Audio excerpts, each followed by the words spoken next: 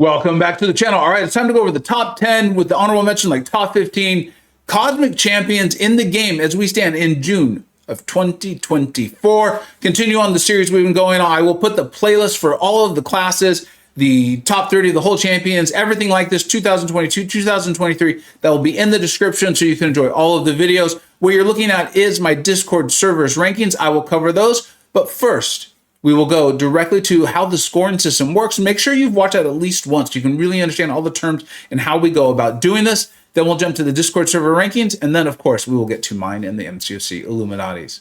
Let's go. All right, let's jump into this very quickly. And remember, if you've already seen how this format works, go ahead and just jump to the timestamp that I've listed in the description. You can get right to the rankings. Now, this is how we've broken down every single champion, rated them. This is when I talk about the thoroughness, the hours, the debating, going back and forth. It is a lot of fun, but this is how we do it. And then this is how they're all scored. And every month that is presented in the general tier list. We've been doing this for, I think, 4 years now. So let's go over this. And this is how they're going to be listed now. There are four categories. They're not equally weighted, but there are four general categories. There's ease of use, Battlegrounds, War, and General. And then General is an added up score of those other four categories. And we'll talk about them when we get to them. Ease of use, this is worth about 3 points. This is the epitome of it, is Sunspot. I know often we think of like our parry heavy champions, like an Archangel being the easiest to use. And I'm not saying they're not, but we are including champions like Sunspot, phenomenal champion, not a knock on him. And in fact, I know many players like the spreadsheet because they can configure it for ease of use, even though I always present it every month without ease of use. For the sake of these rankings here in June, we will be including ease of use. Moving on to Battlegrounds, this is worth 10 points. And you see my Battlegrounds rankings every single month. We've been doing that since before Battlegrounds even came out. We're now adding even the scores so you can see them. Photon is a 10 out of 10 in the dual threat category. She's a very good defender, a menacing defender. There are some very good counters for her, though. If you pull Photon, someone pulls a Mantis, you throw her on attack, and there's a lot of meta defenders that she is very, very good for. So she's the perfect example of a 10 out of 10 in Battlegrounds. Moving on to War. War is in an interesting place, and I won't take too much time for this, for that discussion in this. But in War, the relevance really there was outside of sagas, outside of metas and these sorts of things, attacker tactic, defender tactics. Who are the champions? Who are the few champions that when you're in tier 1, you're 2, you're really pushing, I don't know, tier 3. Who are the champions that are almost always someone you're looking to assign? Yes, there's going to be times and metas and defenders, things like that can X them out. But some champions just flat are more usable than others in War, and Tiger is definitely the 10 out of 10, at least for now, in War. That's an example of that. Now, moving on to General, you have a total score of 15. This is the biggest because I know not everyone does War, I know not everyone does Battlegrounds, but everyone plays the game. And this is broken down into long form. You can get up to 3 points for this. This is the most heavily weighted on Necropolis. We've had like all the various of Legends content, then of course Grandmaster's Gauntlet, and then now there's the EOP and things like that. All of them are going to be presenting different challenges, defenders, node sets, trap nodes, and those sorts of things. And then of course, like in EOP, there's even our hashtag objectives and things like that. But there are champions that we can say, especially looking at Necropolis, just appear to be better in long form than others. You think of your Kate Bishop, Wong, Aegon, Shuri, those sorts of things. Champions have all been rated across there for their ability to ramp up and then maintain that ramp. You think of like Dani Moonstar, she can do massive damage after a ramp, but it starts all over. Very rarely are you going to be using her for your long form, maybe an EOP sort of thing. Probably not in the Necropolis or the next version of Necropolis when it comes out.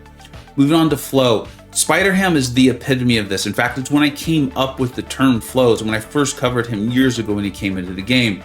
I'm going to read it to you. How well do a champion's abilities and specials fit together?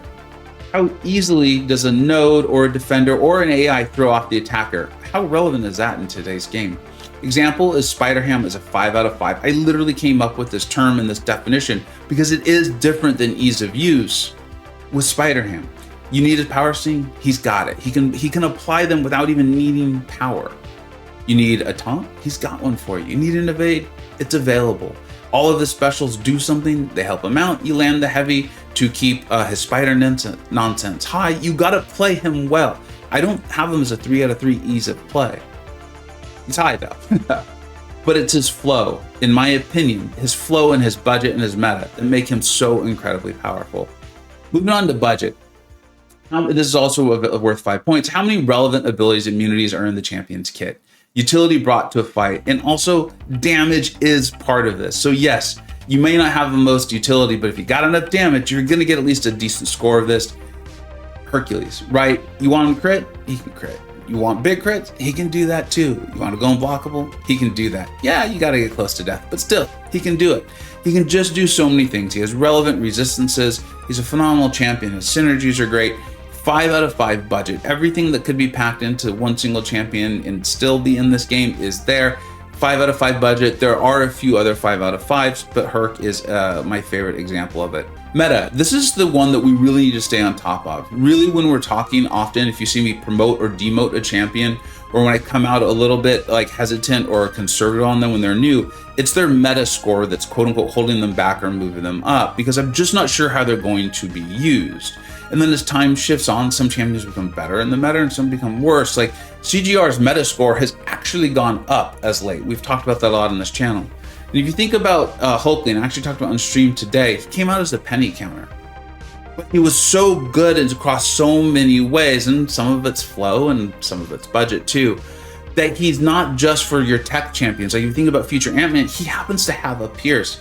So a lot of your tech champions who are problematic, Iron Man Infinity War is coming back, well, Hulkling can go unblockable. But he's also then good outside of that. He's got his resistances, or I'm sorry, he's got his immunities and those sorts of things. But Onslaught comes out very problematic defender, no like seemingly hard counters outside of Havoc necessarily, but people were using Hulkling for Onslaught. He's just so meta relevant. This can shift. This is the one that we're always keeping our eye on and why champions get promoted and demoted. Hopefully you have a really good understanding of how the tier list works, the scoring and all of that. All right, as we look at my Discord server's rankings, there's just a couple champions to call out that we won't be talking about in my version, or just something that stands out differently. And I really do like that they have this here, right? Like we've got Gamora, we have Medusa, Gore. These are phenomenal champions. Venompool, Angela, Maestro. I think it's important to keep in mind that this is the top 10 in a game that has like 300 champions. It is so big and complex that many champions just won't fit with under the top 10 as far as my rankings are concerned. And remember, this is a whole scoring system, so it's going to be natural for them to be incredibly close, producing a lot of ties. And also, your favorite champion might end up being number 16. They're still absolutely phenomenal. All right, let's go and jump to mine and the Illuminati's rankings. All right, as we move to mine and the Illuminati's cosmic rankings, it's, there's going to be number 10 on his own, Hyperion. Now, before we move into that, though, I want to talk about the honorable mentions very quickly, because they are very, very close. We've gone over how close all these rankings always are, right? And we've got Angela, phenomenal. Venom, incredibly good. You showed up much higher in my Discord server's rankings, and it does make sense. I can understand of someone thinking like, hey, for me, this champion is even better. And I think that's always important to keep in mind when they're this close with so many champions in the game. Gamora, who's phenomenal. I just did the video like, am I wrong on her? Was I wrong with her? So many great comments on a recent tier list video, right? We've been doing this every single month for 4 years. And a lot of people point out, hey, Gamora, they're like, hey, weren't you high on Gamora? I'm like, I am. Went back and reevaluated, and we did boost her a little bit. Gladiator, who I've talked about at length. I love the buff. It's just the AI and Gladiator together are causing me problems. Doesn't mean he can't be great. Doesn't mean he can't be amazing. A lot of people figured it out. Just not there when we're getting to the top 10. That's it. And Odin, a fantastic champion who I really like, and I'll be looking to take to rank 2 soon, especially with all those Saga resources. Really, really cool that we're getting all those for 6 stars, 7 stars, the whole thing. So let's jump into this. What we're going to kind of try to do with all the rest of this top 10 and all the rest of the top 10s is talk about what makes them unique in their class, right? The game's so big and complex, and we've talked about it, that a lot of these champions have something unique along with all of their power, right? And the versatility, which is why they got so high. With Hyperion, it is definitely still his power gain. I think there's a reason why we haven't seen a champion come along in the Cosmic class with this intensive a power gain buff, and also these damage capabilities, and also the ability to have the damage over time off of the SP1 with that massive Incinerate, and still the SP2, right, with all the Fury buffs. The only thing that, like, quote unquote holds him back The only reason why, we're in 2024, this champion came out in December of 2016, which is mind blowing, because I remember playing when he came into the game, which is mind blowing, is, there is still RNG involved, right? And in a game where sometimes in game modes, we want that certainty when we're looking to split hairs between champions. Oftentimes we're going to these other champions who feel more certain, where we're like, yeah, maybe Hyperion's ceiling is higher. And as the game evolves, I don't even know how often that happens anymore, but it might be higher. But I know Hulkling, let's say, is going to get me here. And in many cases, Hulkling is a little bit better, and that's why we'll see him a little farther on. But you get this man just Sig 1, which is another just beautiful thing in this game. You just get him Sig 1, and you've got a dominant beast of a champion. Number 9 is Deathless King Groot, and I think the community is really sleeping on them. Now, maybe you're listening, you're like, hey, no, I know Deathless King Groot, phenomenal, excellent champion, right? This is a tie for number 8. We got 2 champions there. Could not be more different than each other. I guess they do both have armor breaks. Slight spoiler for the next champion, but as far as like what you think about with them, very, very different. Now, the designer who did this it's not a buff, but it's a new champion based on regular King Groot's grit. One of the things I think they did that was so smart and really good was I think they really thought about how are people playing the game, right? Regular King Groot could just heal for hours and hours and hours. And it felt like the fight was often taking hours and hours and hours. And that's just not that enjoyable to a lot of players. I know King Groot has a lot of fans, and I even like King Groot. But what they did is they took a lot of that like excessive healing and they turned it into damage. And that's great. I love it. I love damage. I love it. It is fun. And what I want to make sure everyone realizes, right, is that as far as being unique, King Groot has immunity to power drain and power burn. Those are really cool. They're starting the things that we start to think a lot about being and residing in the cosmic class. But one thing that makes him just so insanely unique is that he can actually remove debuffs. We often think of this as being a skill-based mechanic, which it often typically is, but King Groot can actually do that. Now, it does come at the cost of a Fury buff, but I believe it gets turned into Ignition, which then makes the SP2, his large incinerate damage, great. So he's got his armor breaks, which is a big piece of his damage off his SP1, and then you get into your incinerates, and those combine to create a really, really respectable amount of damage. I very much like this champion. Don't think he's really going anywhere. And as more Deathless champions come out, I want to see how they synergize, because they're starting to build off of each other. And you might start to have a pretty great team that you're happy to take into for quests of 3 champion teams and 5. Let's keep our eye on that as the year goes on. All right, let's move on to who they're tied with for number 8. I feel like a little bit of an announcer voice came out, and I was like, tied for number 8. So we got none other than Corvus Glaive. I'm looking at the date here. Again, 2018, just wild on this, because I was genuinely surprised when Kabam decided to put Corvus into the 7-star pool. I thought they had kind of moved away from champions of this nature that can just be so obliterating to the contest, to defenders, to node sets, just absolutely overwhelm them with their power. It's great they decided to do it because this is fun. Like, we like big, juicy numbers, crits, red numbers, yellow numbers, white numbers, the whole thing. And Corvus has them. So we all know that, right? You want to get these Corvus charges. I think we all understand that. I'll talk about what makes him unique. And this is something to kind of be reminded. When he came out in the game in 2018, he had Cold Snap immunity. And with his big, massive yellow numbers and his synergy with Proxima shutting down Evade, that wasn't really something anyone thought of, but it's starting to be a thing. And so that's just, again, keeping him relevant. I'm not saying that's like what makes or break him. I'm just talking about what makes him different. And then, of course, with the bleed and the shock immunities, which makes running him with the recoil tree really, really nice, right? And then also amplifying his damage massively. And then the other thing that's really unique about him is, and I went through this recently when I was analyzing him for the Omega Days video, and I had kind of forgotten about it, is that his armor break doesn't just apply an armor break. It doesn't just apply an armor break and remove an armor up. It applies an armor break for every armor effect that's on the champion. That's why it's so massive. And it's for effects. You go back to 2018 and they were already starting to put these sorts of things in the game. That is potentially, depending on what the defender has or your opponent has, as far as armor is concerned, how many armor up buffs or armor up effects, that is a massive, massive break. This guy just has damage on top of damage. I'm like I said, I was surprised they put him in the game. He was not in my never list. Still surprised. Really happy he's here. number 8, you get a single charge and you are ready to go. Let's move on to number 7, On His Own. On His Own at number 7, he's relatively new, kind of came out at a really tough time. And we talked about this, did a video on this where I was kind of shocked once I got to play at him a little bit that Kabam didn't start the 7-star. I think it was like the Paragon crystal. I don't even remember anymore. But essentially, the ability to open crystals and hopefully get him as a 7. They started it right afterwards, and he was so clearly strong with what was in his kit that it surprised me that they didn't kind of capitalize on it. They chose not to. I'm sure they knew what they were doing or why they did that, and that's fine. We then got to play him more, and we started noticing the AI can really mess this guy up. There's some things going on. Yeah, he can be unblockable the whole fight, but I don't know. And I used him to show a kind of video showing how messed up the AI was. Now, I made some mistake in that video, but the AI still was shown to be an issue, and that has continued on. Now, fortunately, Kabam's been pretty transparent. They've talked about it, and they are working on it. And I do think it is better, okay? And in doing that, I think it's made champions like Adam Warlock much easier to use. He's still a very high skill champion as far as the skills necessary from the summoner to produce good results. But he doesn't need his awakened ability. Bitter Steel and others are showing this to us. And here's where some of the stuff gets really unique with him, right? The ability to be unblockable almost the whole fight.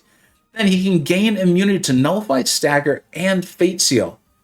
That is insane for a cosmic champion whose class disadvantage is Mystic, right? These are nodes and abilities that we frequently see on Mystic champions, and he gets such large damage increases that he can often make up for the class disadvantage decrease that he faces.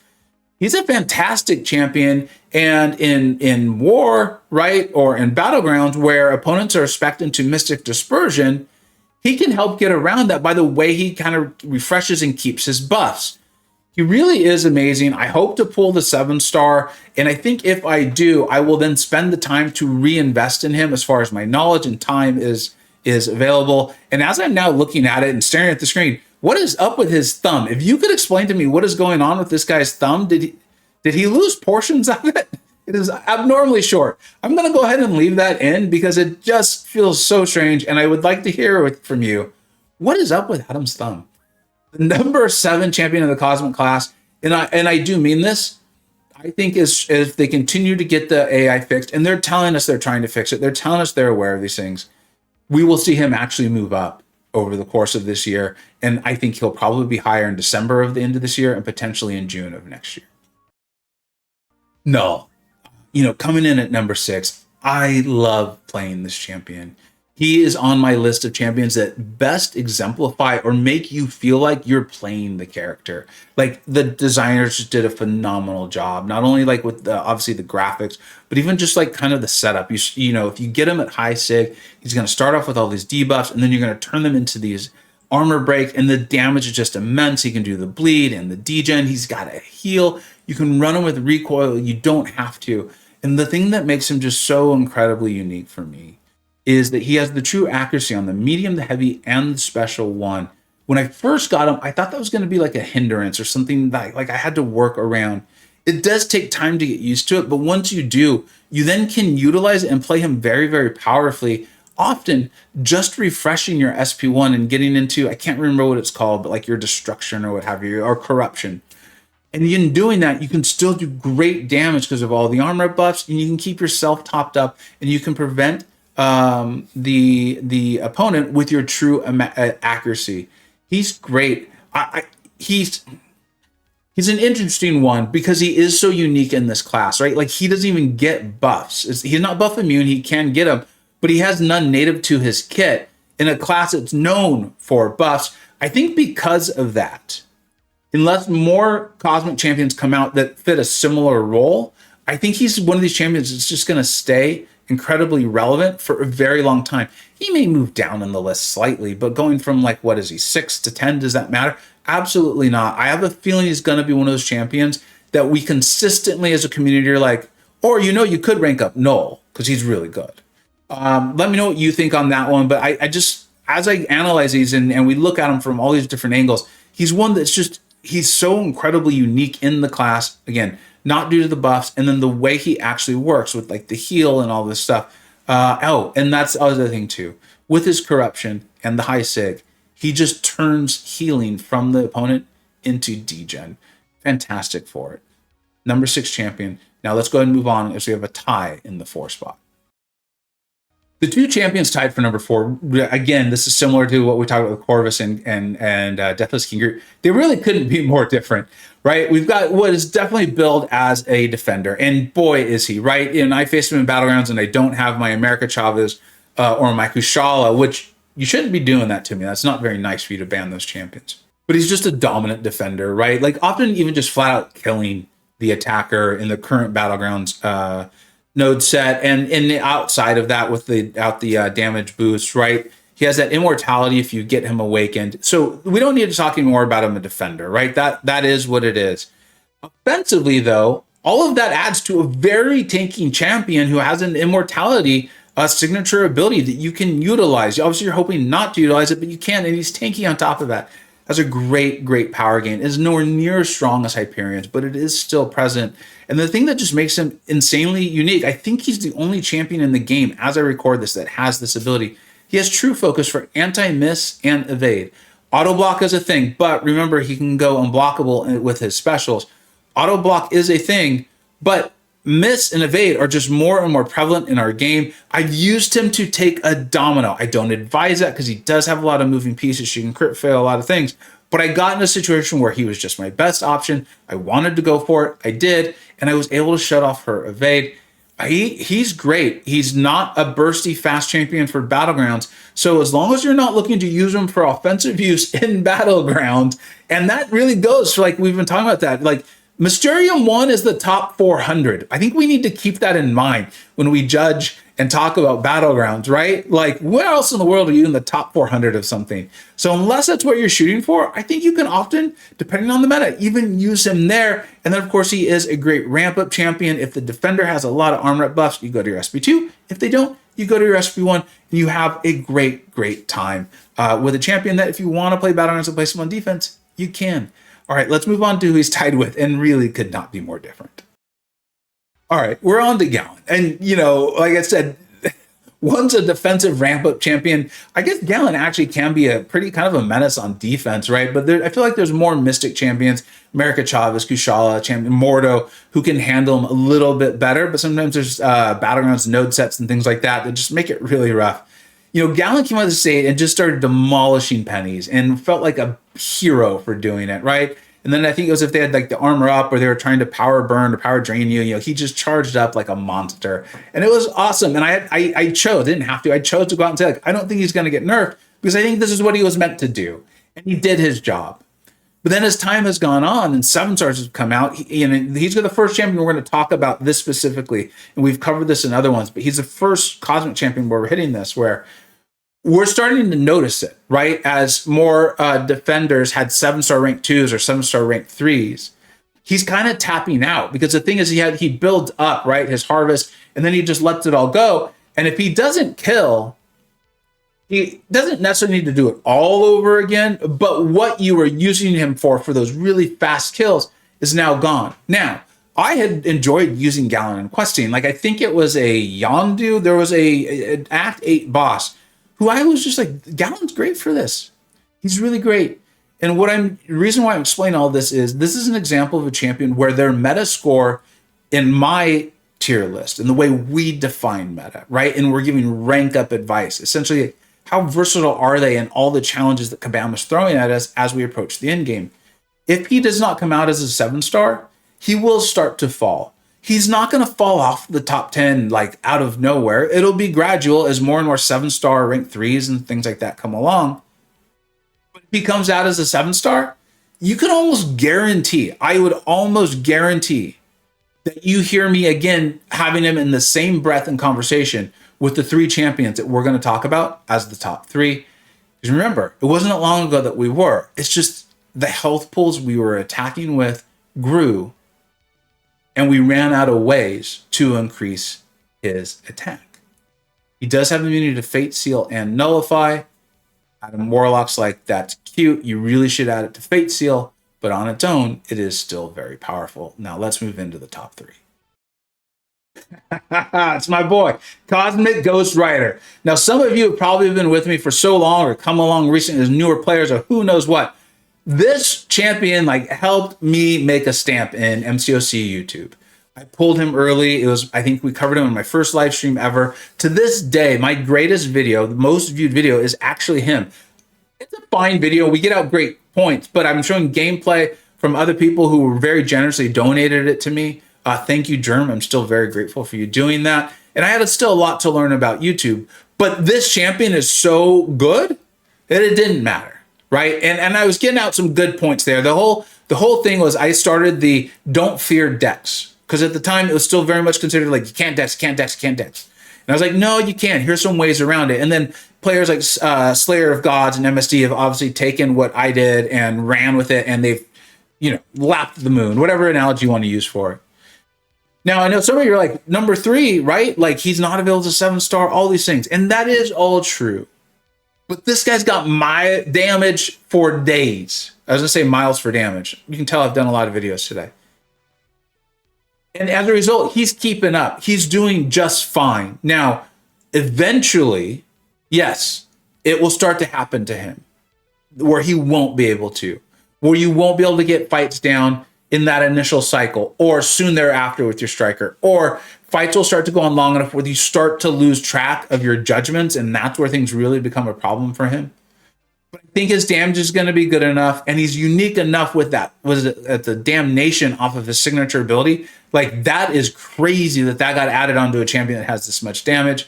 And then it also power locks the opponent. I love it. I love this champion. There's a reason why I enjoyed playing him so much.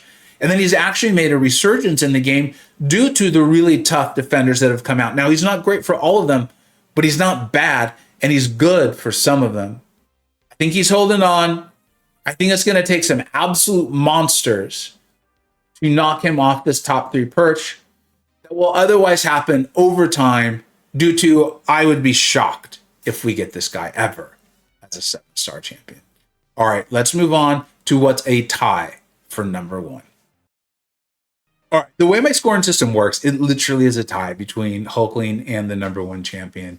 The number 1 champion gets the tiebreaker because they do have a longer long form score, right? And we went over the whole scoring. Hopefully you've seen that at least once. You know what I'm talking about.